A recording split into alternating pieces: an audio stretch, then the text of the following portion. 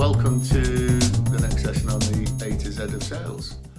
And this one is the letter Q. And for the letter Q, I've chosen questions. Now, what I don't want to do is I don't want to go into the whole open, closed questions, etc., because that seems to be what everybody talks about when we talk about questions. Suffice to say, closed questions are about gaining commitment, open questions are about gaining information, who, what, when, where, how, why, etc. Okay, there's so much to be spoken about how you design your questions and whether they should be open, whether they should be closed, whether they should be assumptive, whether you use alternatives, all those kind of things. I just want to focus really today on some basic questioning rules for you that will make you really persuasive. So here's my first point. I think any time that you ask a question, you should be able to anticipate the answer.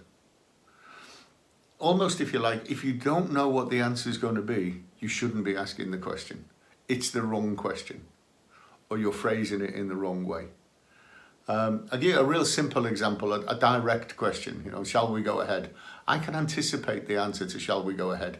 It's either going to be yes, no, or some form of maybe, which means that for me to continue that sale, for me to be able to continue the interaction, I need a sensible answer to a yes, a no, and a maybe. Maybe slightly more subtle, but not much more subtle, is if you use the alternative technique. So when were you thinking of taking delivery?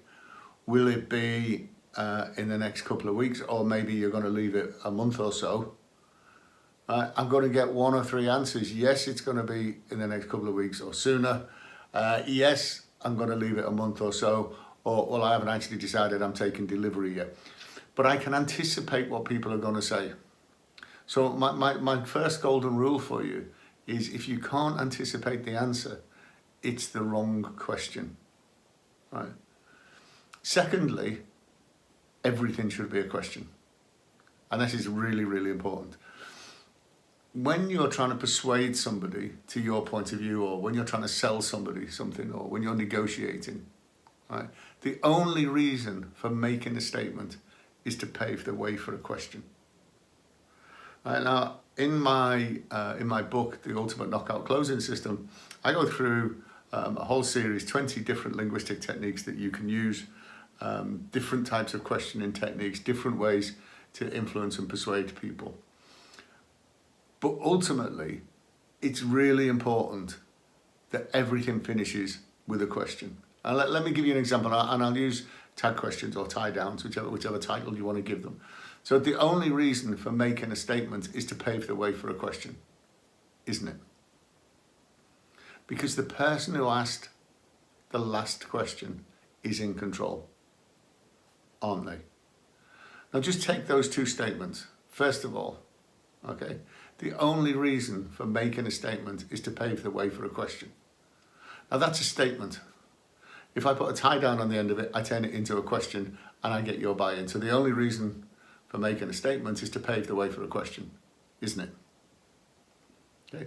The second one, okay, after that, is because the person who asked the last question is in control. That's a statement. I turn that into a question with a tie down. So the person who asked the last question is in control, aren't they? Now I'm engaging you and I'm forcing you to process. And also I know that you're going to nod and smile and agree with me. So 2 golden rules. First of all, it's all about questions. The only reason for making a statement is to pave the way for a question. And secondly, if you can't anticipate the answer, it's the wrong question. I'll leave you to think about that. Leave me something down in the comments. Give me your feedback. Let me know what you think. What are your toughest questions or your toughest things when you're selling, and I'll see if I can help. And I'll see you on the next one. Cheers.